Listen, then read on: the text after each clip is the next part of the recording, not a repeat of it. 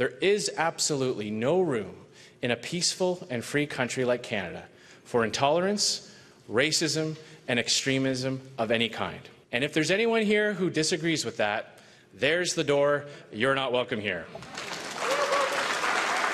Conservative leader Andrew Scheer denouncing white extremists. It comes after persistent Liberal allegations he was courting them for support, and it was turning into an ugly election issue. Whether it is enough for Scheer to quell the allegations remains to be seen.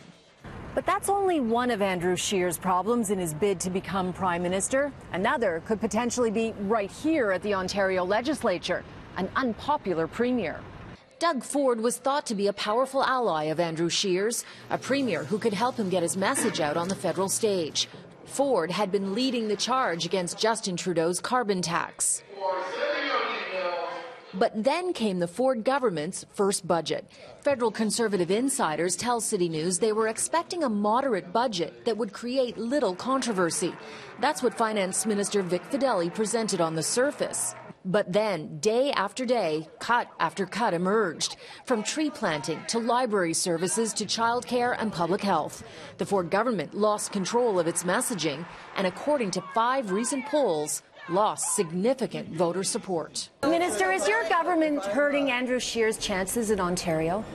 Well, I hope that Andrew Scheer is very successful, but I've kept out of that federal election. But don't you think the polling will have an impact on him and what people are seeing with these deep cuts? I'm pretty sure that the only polling Andrew Scheer worries about is on the day of the election. You know, everybody says that, Minister. Because it's true. But behind the scenes, federal Conservatives are extremely concerned, and they should be. Ontario, particularly the 905 region outside Toronto, is crucial for either Andrew Scheer or Justin Trudeau to win, and it will be a battleground in the federal election. Scheer can't afford to be too closely allied with Doug Ford. Stephen Harper learned that towards the end of his last election when he posed with Rob and Doug Ford, hurting his campaign. But a former Ford campaign strategist is brushing off a Ford factor in this October's election. Despite the situation in Ontario and who the Premier is, I think this is an election between Andrew Scheer and Justin Trudeau, and I think the choice is clear in Ontario.